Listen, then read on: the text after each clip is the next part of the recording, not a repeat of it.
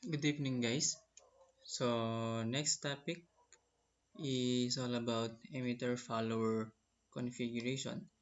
So, ano nga ba tong emitter follower configuration? So, this is actually a common collector configuration kasi tignan nyo by transferring this circuit into its AC equivalent, di ba? All DC sources should be killed, di ba? So, meaning ito is iga-ground lang din natin. So, meaning si collector is diretsong ground lang. And our input is entering into the base of the transistor and the output is taken into the emitter junction of the transistor to the ground. So, ang common sa kanila is collector. So, this is actually a common collector configuration. So, the AC equivalent of this circuit is this. Okay? So, kung titignan ninyo, parang common emitter, di ba?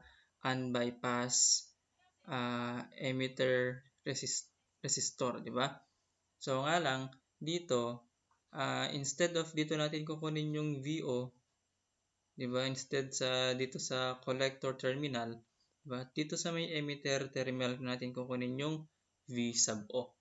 So, tinawag siyang emitter follower, guys, kasi yung phase angle ng ating input is the same sa phase angle ng ating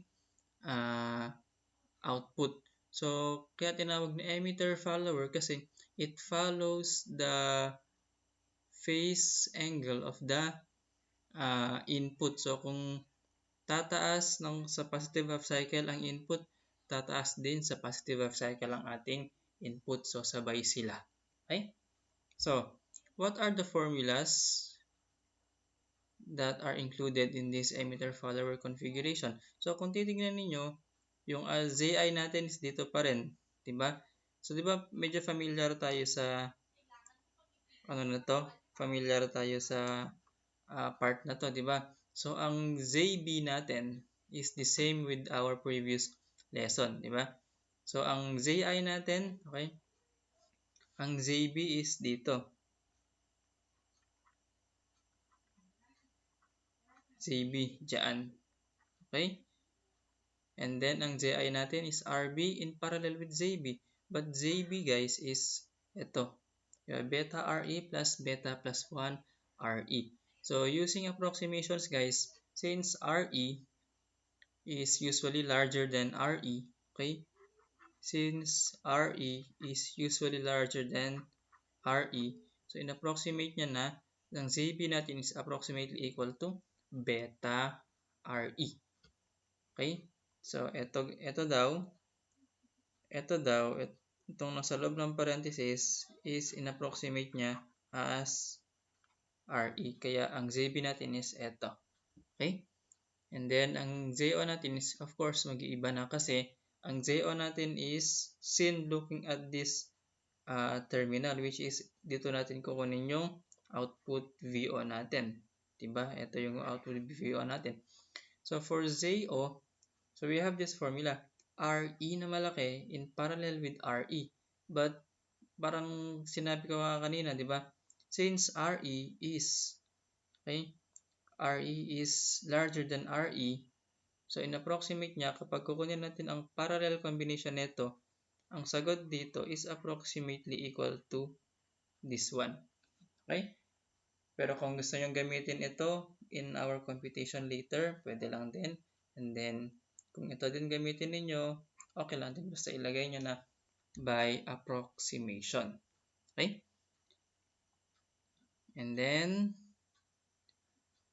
yan yung ZI and ZO. Dito naman is the voltage gain and the current gain. Okay. So, for the current gain, di ba, dun sa common emitter natin, di ba, ito is napalitan lang ng RC. Di ba? So, kumbaga, kung magme-memorize na lang din kayo ng formula, parang gawa na lang kayo ng ng palatandaan ninyo, uy, emitter follower to. So, ito naman ay magiging RE instead of RC for the current gain. And then, for the voltage gain naman, okay, ang voltage gain is we have this one. So, iba doon sa voltage gain pagdating sa common emitter. So, RE na malaki divided by RE plus RE. And then, since ito is approximately equal to RE, di ba? So, of course, ang AV natin is approximately equal to 1. Okay? So, either of the two formulas will do. Okay? And then, ito naman kapag with RO. Kasi kung papansinin niyo dun sa mga previous, walang RO dito na naka-include. Diba? Walang naka-include na RO. So, ito naman, paano kung may RO siya? Okay? So, magbabago na rin yung ZI natin. Especially sa may ZB natin. Okay?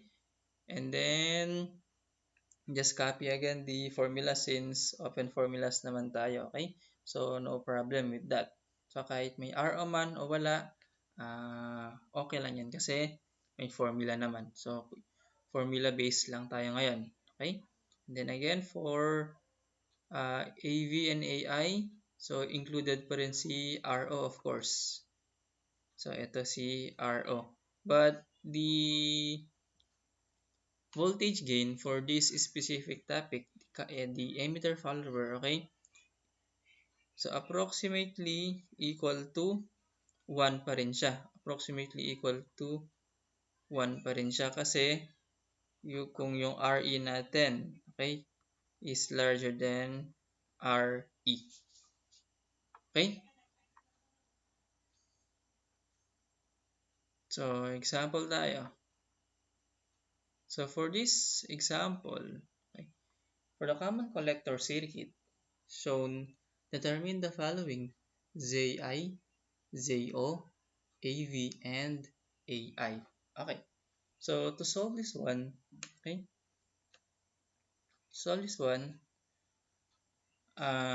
KVL tayo to get the value of RE.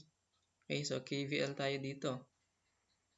KVL tayo since during DC analysis, open yung mga capacitors natin. Kaya, pwede lang tayong magdiretso dyan. So, getting the IB, okay, IB first. So, negative 20 plus 290 kilo IB plus 0.7 plus, okay, since IE dito, di ba? So, since yan yung IE, di ba? In terms of IB, so meron tayong beta plus 1 IB times 2.7 kilo. And then, pupunta sa ground, babalik. So, equal to 0. So, by using your calculator, IB is equal to.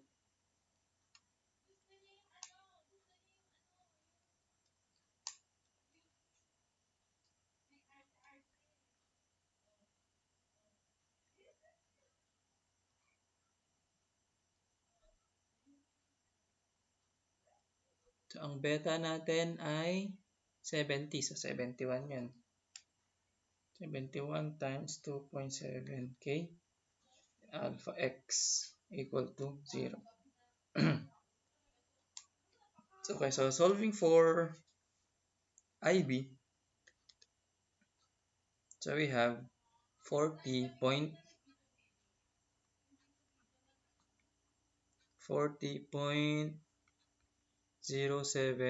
microamperes.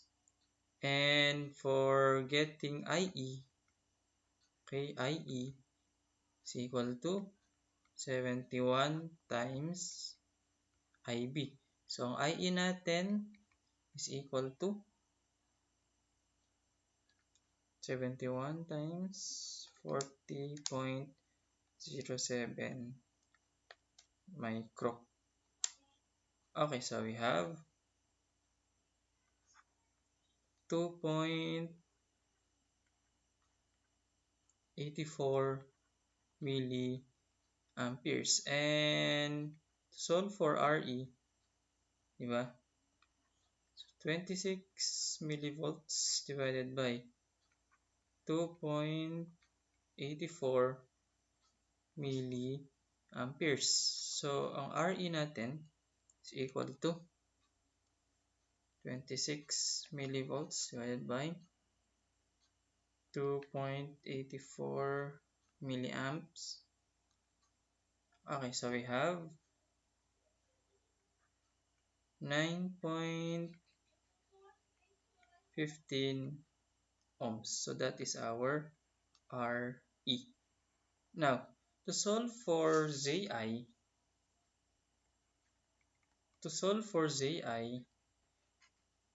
di ba ang Zi natin is, if you can still remember, Zi natin is RB in parallel with ZB, di ba?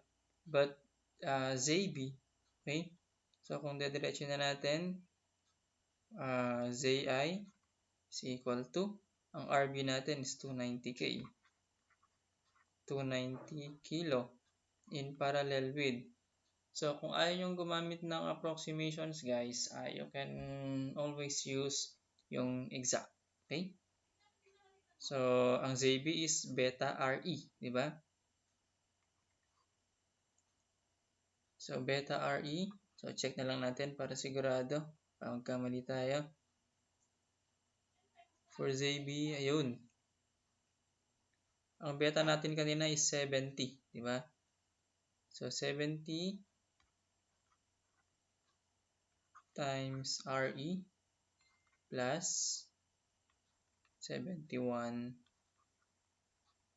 RE na malaki. Okay?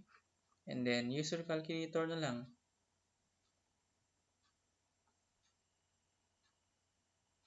Okay.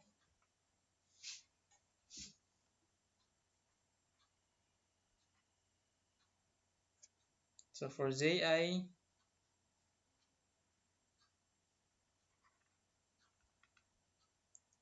so we have 290K in parallel with, so isolve na lang muna natin, 70 times RE, 9.15 plus 71 times RE na malaki, 2.7K. So we have, ayan, 192.34 kilo ohms. So, ang Zi natin is equal to, solving for Zi,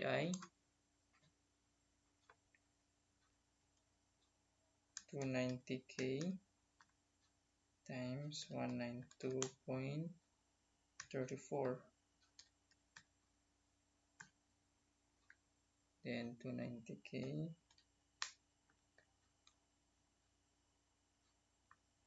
plus 192.34 kilo. Okay. So, the answer for Zi is, guys, sabay na lang kayo sa pag-compute, ha? 115.64 kilo ohm. So, that is our Zi. Okay? And for ZO, since for ZO, okay, so sinabi may RO doon. Okay? So, ano yung RO natin? Okay, so for the meantime muna, since hindi natin nasama, So, assume that RO is infinite muna. So, hindi ko nakita yung ano dun ah. For our solution here, okay? So, assume that RO is equal to infinity sa sobrang laki. So, hindi mo natin siya i-include for our computation.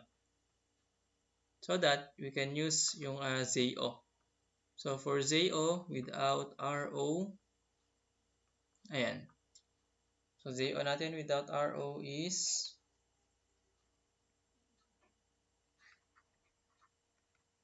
RE in parallel with RE. So, tignan natin kung approximately equal to RE ba siya. Okay? So, for ZO, ang RE natin is 2.7. 2.7K. Ayan, 2.7K.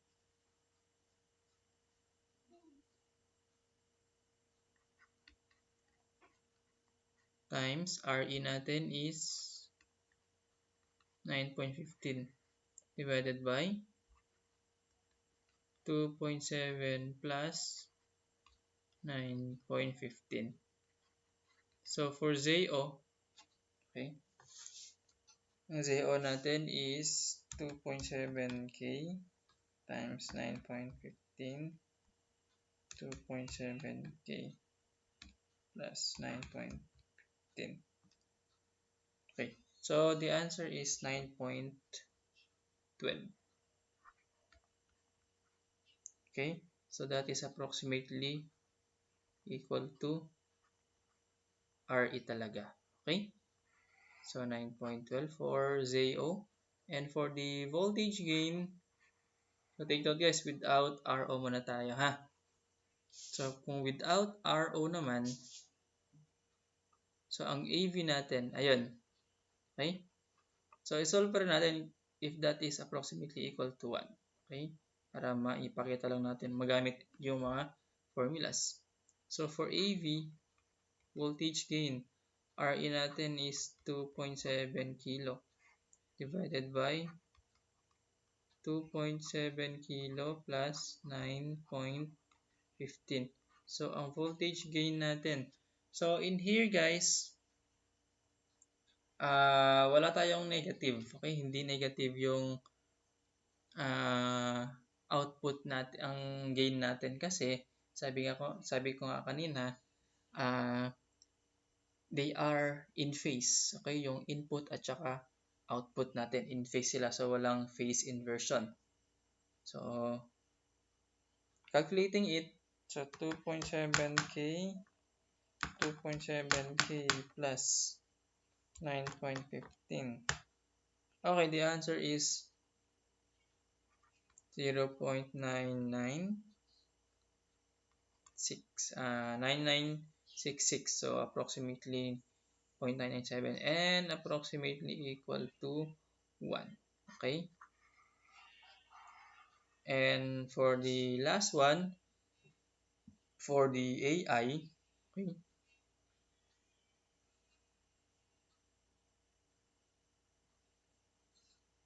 for the AI tayo.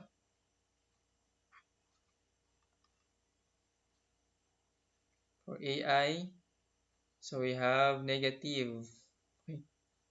So negative, ano yung mga given? So you can choose kung ano yung gustong gamitin formulas. Depende dun sa mga given. Okay? So since ito is nakita ko na dito sa kabila, so ang AV natin is ito. We have 0.997 times ang ZI natin, na compute natin. We have 115.64 kilo divided by ang RE natin is 2.7K. So, ang current gain natin is equal to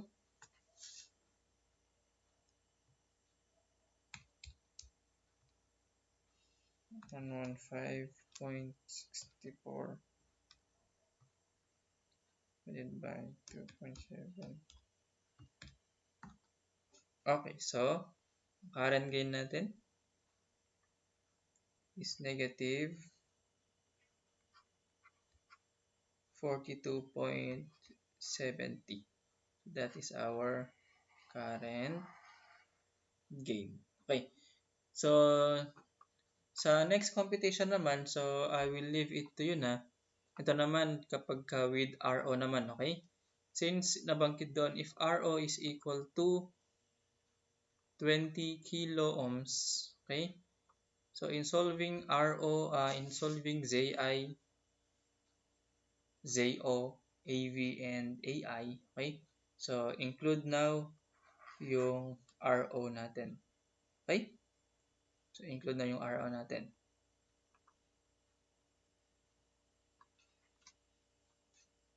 Okay, next is, ayan.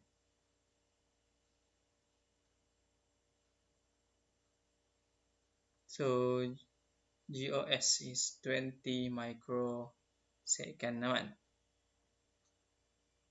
So to get the value of RO, okay, i-inverse nyo lang siya. 1 over GOS. Okay. So for the common collector circuit shown, determine the following. Okay. So ZI, ZO, AV, and then VO. Okay. What is VO if VI equals 100 millivolts? Okay. So in this specific problem, so uh, GRO? So ang RO natin is equal to, so 20 micro by 50,000, 50K. Meron tayong 50 kilo ohms. Okay? RO natin for this specific problem is 50 kilo ohms. So very large siya as compared to the first example natin. Okay? So since very large siya, so kahit wag muna natin i-include sa ating computation. Okay? Kayo na lang mag-solve. Okay? Na included yung RO natin since given naman yung mga formulas. Okay? But for this, for the sake of computing VO na may value ng VI, okay? Para mas madali yung pag-solve natin, assume that RO for our first computation is infinite. Okay? So, ano yung mga kailangan natin burahin dito?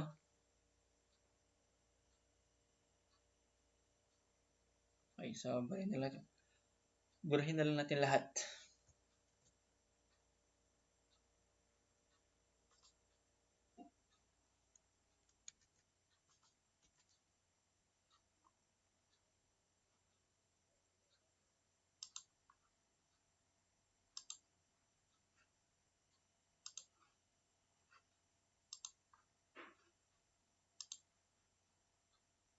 Dito sa kabila. Okay?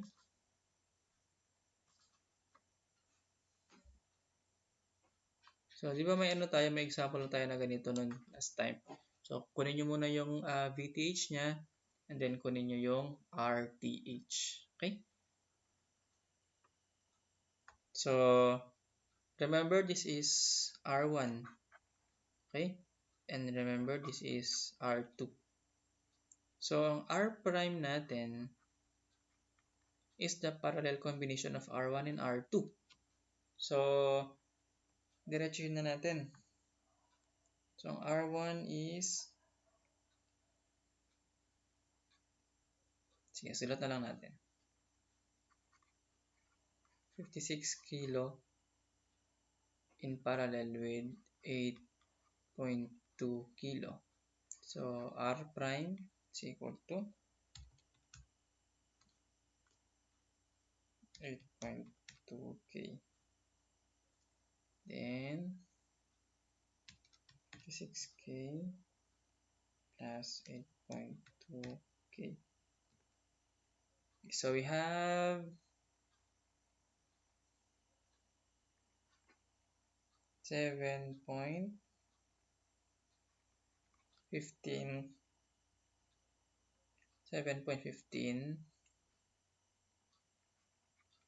kilo ohms. Okay? And then for VTH naman, okay? So since ang VTH is measured from the ground up to this point, diba? So we have 20 times 8.2 kilo divided by the total. So 56 kilo plus 8.2 kilo. So ang VTH natin is equal to 20 times. So 56 kilo plus 8.2K. Okay, so ang VTH natin ay 2.55 volts. Now, so ang kakalabasan ng circuit natin is parang yung voltage divider bias, di ba? So, ito yung V natin. Of course, grounded. Ito yung V. And then, ito yung R prime natin. And then, ito yung transistor natin. Okay. Ito yung RE na 2K. And then, we have 20 volt source. Okay. So, by applying KVL here, okay, grounded yan. So, we have negative V or the VTH, diba?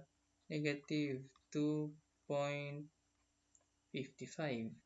plus R prime times IB, okay? Plus 0.7 plus, so pagdating sa IE naman, so beta plus 1. So 200. So plus 1, so 201. IB times, anong RE natin? We have 2 kilo equal to 0. And then, IB, by using your calculator, negative 2.55 plus 7.15K alpha x plus 0.7 plus 201 times 2K alpha x 0.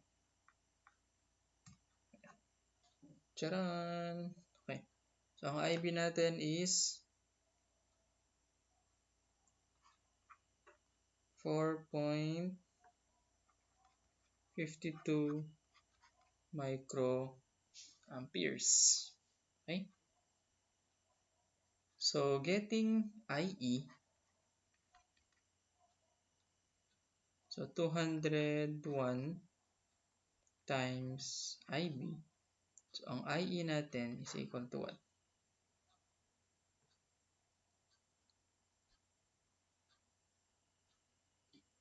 So, i-underline na lang natin lahat ng mga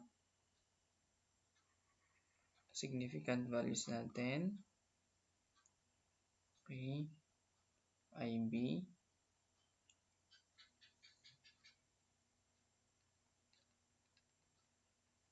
So, i-recheck lang yung mga inputs. Baka may mali tayo. So, wala naman. So 201 times 4.52. 201 times 4.52 micro. Okay. So, ang IE natin is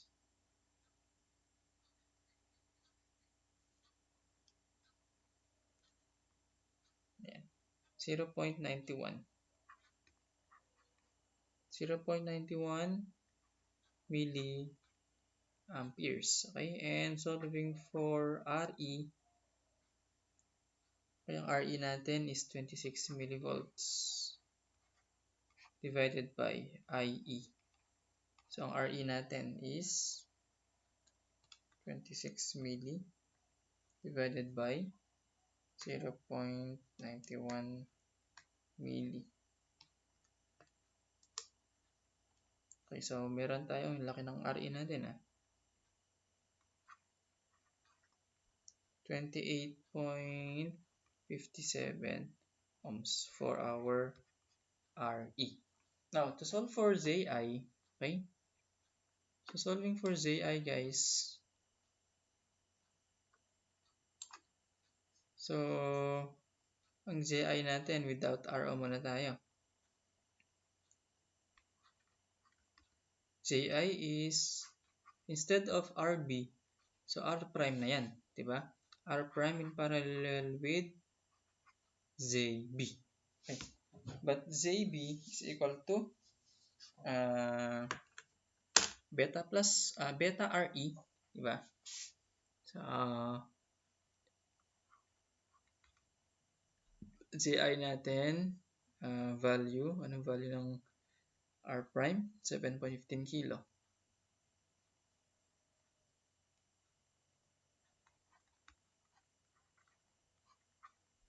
In parallel with, okay, beta RE. Anong beta natin? 200 times RE, 28.57 plus beta plus 1, so 201 times RE. So we have 2 kilo. Okay? And then solving for ZI, so use your calculator na lang.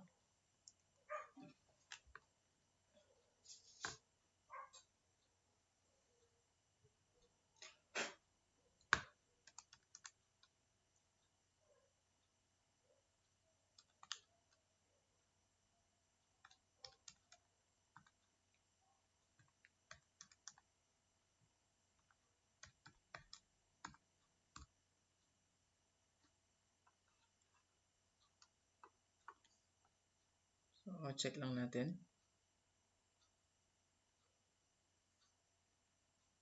Okay. Ito yung mga formulas na kailangan natin.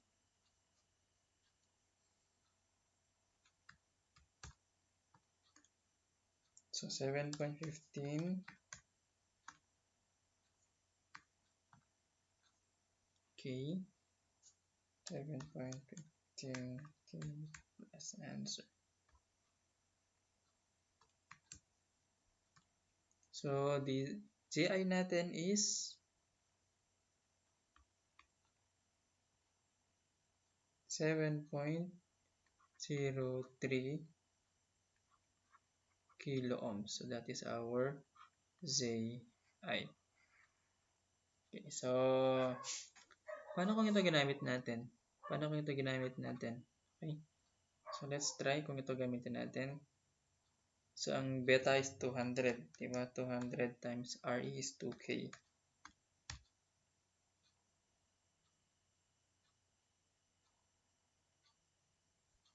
ZB pala yan. Okay? 400,000. So 7.15K. Answer. And 7.15K plus answer. 7.24. So medyo malapit lang. Okay? And then for ZO, Then for ZO, so ZO natin is 2K in parallel with RE, 28.57. Okay? So that is actually approximately equal to RE. Okay? Pero solve pa rin natin. So 2K times 28.57. 2K plus 28.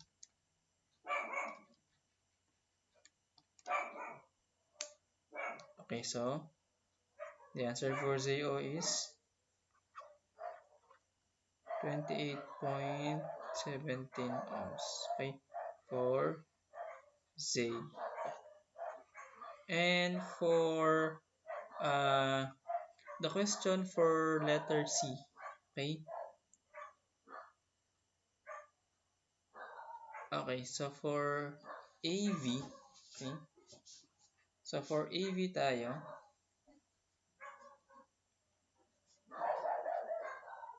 so ang AV natin dito is equal to RE, di ba?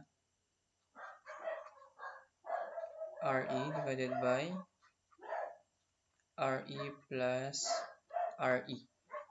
So for AV without RO, ayan. Okay? So, i-compute na lang din natin using the values. Okay. So, we have 2K divided by 2K plus 28.57. So, ang AV natin is equal to 2K divided by 2K plus 28.57. Okay, so 0.985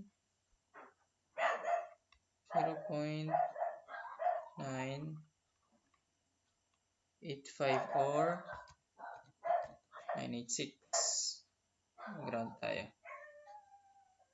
Okay. And then, another formula for VO, okay, or for AV is equal to VO over VI, right? And the question for letter D is what is VO if VI is 100 millivolts? Okay? So we can solve it kasi nakuha naman natin yung voltage gain dito. Okay? So cross multiply. So ang VO natin is equal to voltage gain times VI equal to 0.9986 times, anong VI natin? 100 millivolts. Okay. So, ang VO natin is equal to 0.986 times 100 millivolts. Okay, so, the answer is, ayan, 98.6 millivolts. Okay? So, bakit mas bumaba? Kasi, yung gain natin is mababa talaga.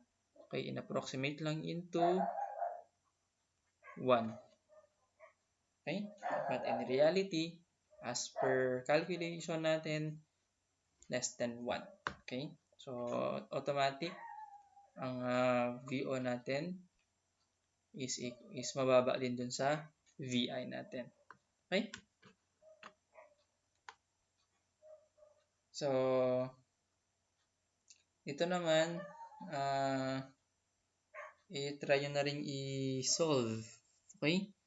I-try nyo i-solve. For the first one, for the first calculation, so magkakaroon kayo ng dalawang calculations. So for the first method, say RO. Okay, wag na lang. include nyo lang si RO, okay? And then check the condition, okay, kung na-meet ba. Kung na-meet siya, na masyadong malaki si RO, okay? So, maybe you can disregard na lang, okay? But since meron namang binigay doon na calculation for ZO, ZI, which includes RO, okay? So, better to include na lang din, okay? And see the difference dun sa walang RO. Okay? So, next ano natin is, next video will be the common base configuration. Okay?